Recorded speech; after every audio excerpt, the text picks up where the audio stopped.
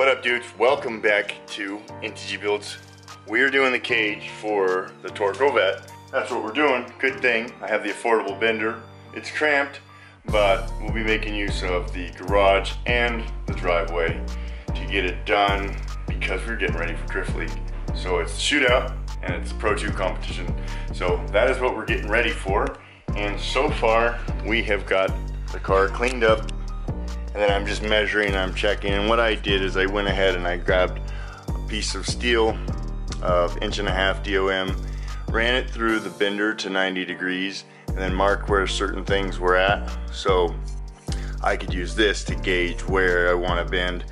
The affordable bender has a 7-inch radius, but with that it's actually lucked out really well with Tiffany. And this, so far, the door bars will probably be interesting, but we'll make it work.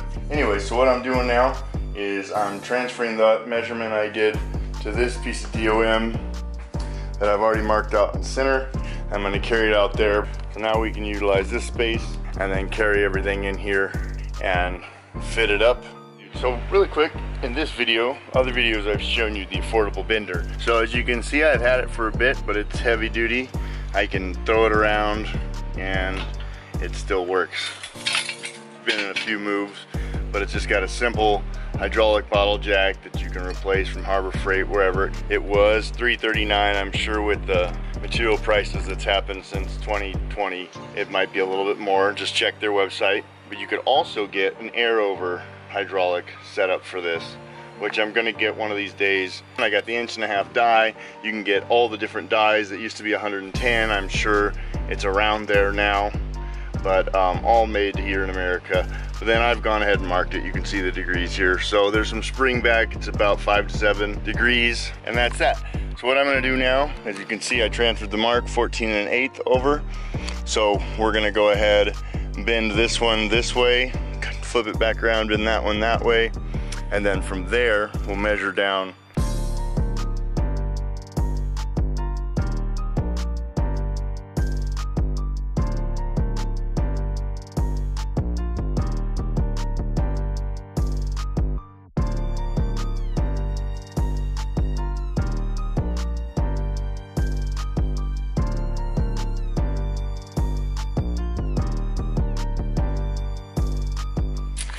Okay, dudes, so the main hoop might be done, but we're up as tight as we can here, and I would have been nice to carry it up here a little bit.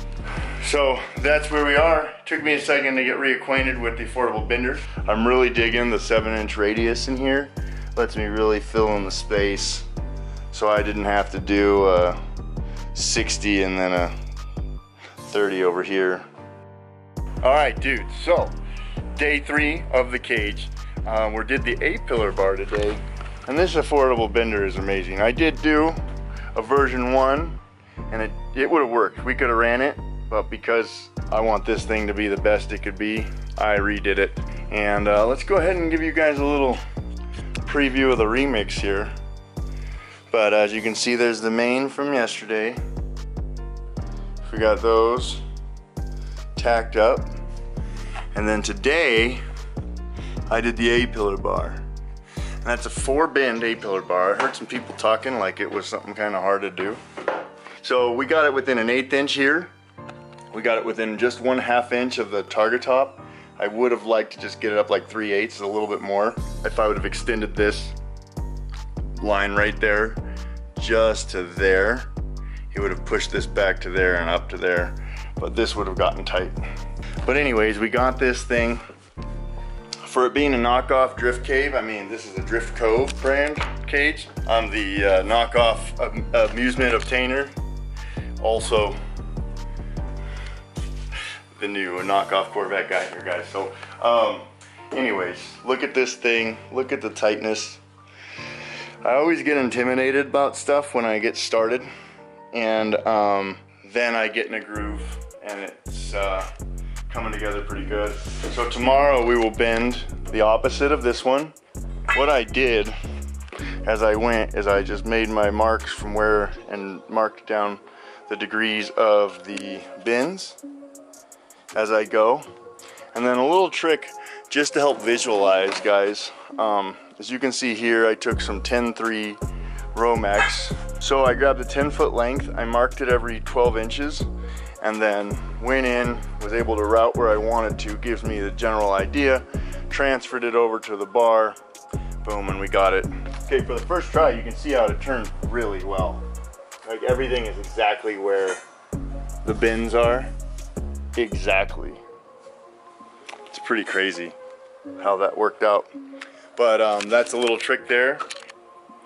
This little tool helping you do the coving. Let's go show you that little bit right here. You can see nice, perfect coping.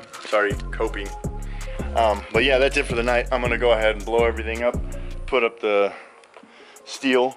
Now this won't be wasted. I'll chop this up into supports.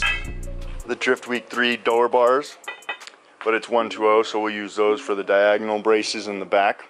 All right, dude, so next day, after the bar bending, after all the self-congratulating, we put the seat in, and as you can see, this is not gonna work. My head is under here and hitting this at all times, and it's a bummer. I'm gonna try to get in here. I already broke the bar out because I wanted to check an idea, so hopefully it won't fall on me. But with my helmet on, obviously, it's even worse. So my head is touching. I removed the pad from the seat and my head is still touching. So what I decided to do, with the help of Justin and Garrett, they just came over to help me visualize, is I'm going to cut a notch into here to accept this bar coming out, and we'll be bringing it back and dyeing it back into right here. And what that'll at least do is it'll stay at the height it is, which it can't get any higher really once we come out here further to this radius. But with me being the size I am, there's only so much we can do about it. And then also the seat can go down 1/8 of an inch. So we're gonna go down 1/8 of an inch, forward about 3/4 of an inch, and then rake the seat back, you know, 3/4 of an inch, which will give me only like a 1/4 inch height, but every little bit counts when you fill all the space with your body. But that's what we're doing. So it's trial and error, and we're gonna make some errors. Best way to learn.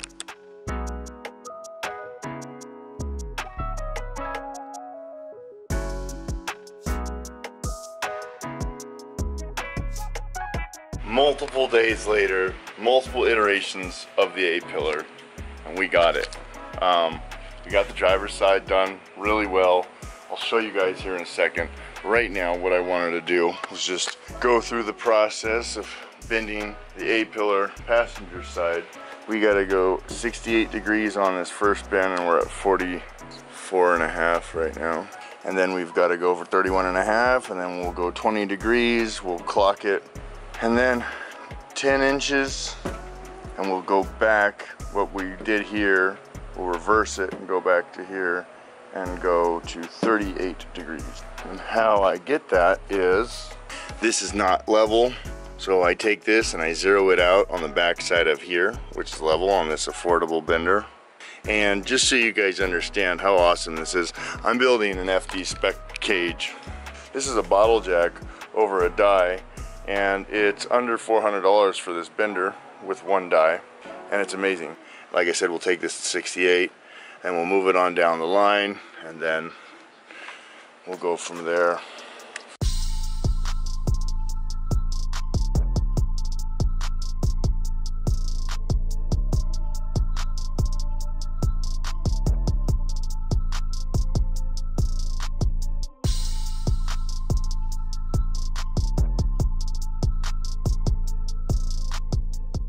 Day 752 of Torco Vet cage build.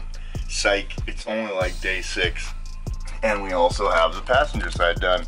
We're gonna now be working on the halo, and then the diagonal, and then we'll get the harness bar done. And then we'll knock these feet out, drop everything down to the floor, there and there, there and there. 360 weld everything, and then raise it back up, put the feet up, weld all those in, all good. So So we'll put the upper door bar in because that could also drop down and that'll also hold everything in place. And the hard part's over. We're now able to just move forward and just keep going, getting this done.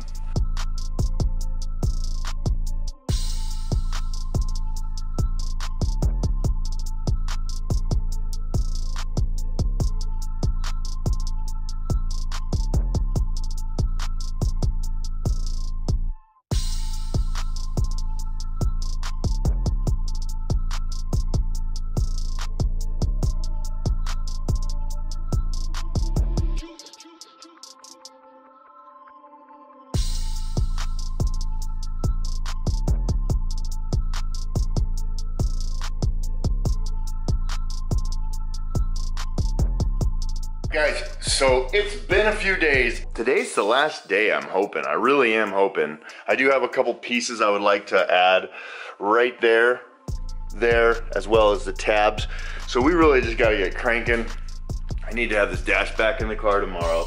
Needs to go over to Wolf Design, these guys, to repair the wrap from the tire wall at AVS. And so we'll get that done. And then we're off to Cars and Coffee at Torco HQ. So anyway guys, we're gonna get to it. Need to get this done. Not opening the door because it's 100 degrees out there and it's 82 degrees in here.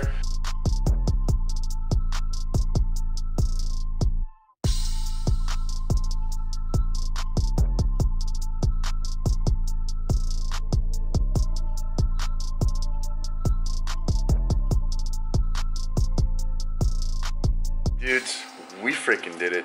I got the time lapse on a lot of stuff. I actually gotta turn it off for now because I'm letting everything cool down because I melted my leg. Oh no, that's the whole thing. Oh, that's gonna be good. Every car builder leaves a piece of them in every car they build. This is a couple. So we did it, we got door bars. Very pumped on those.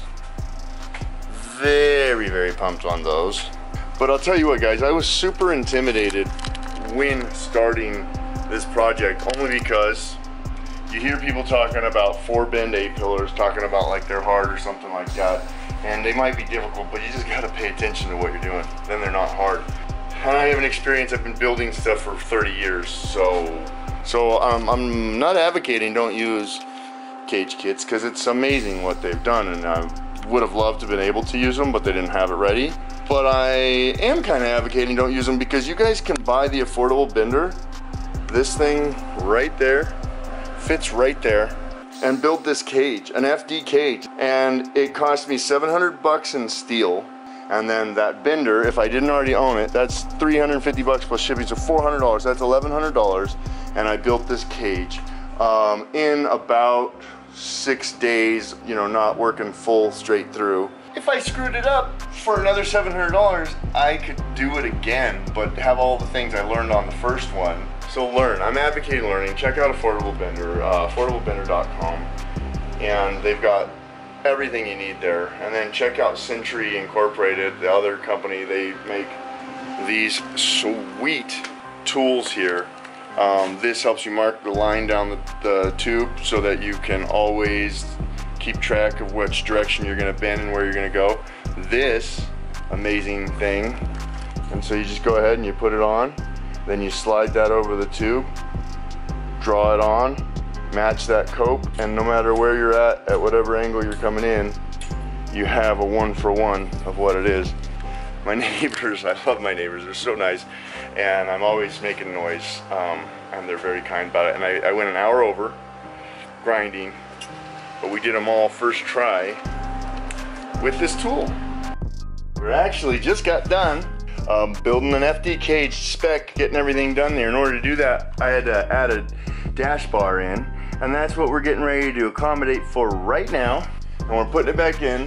We're gonna have to do some trimming along this side, that side. Hopefully it slides right in, and we just get it right back in there. Goes really quickly, and we can get the car loaded up on the trailer and head out to California for Torco USA's Cars and Coffee at HQ. So before we move on to the dash, what I've been doing and what I am doing now, you guys can be with me, is I took all the wiring that went up to the visors and the mirror, and down this A-pillar. I took those out and I've bound them up just neatly. I taped all the ends just to make sure nothing ever gets in there. I also taped and rerouted the accumulator switch, and this is the fan, radiator fan switch, and I rerouted that up through nice and clean there. And then lastly, I'm taking this airbag connection switch and getting it up and out of the way. And it's time to throw the dash in. I believe we're just gonna have to cut a little bit. I mean, I don't even know, we'll see.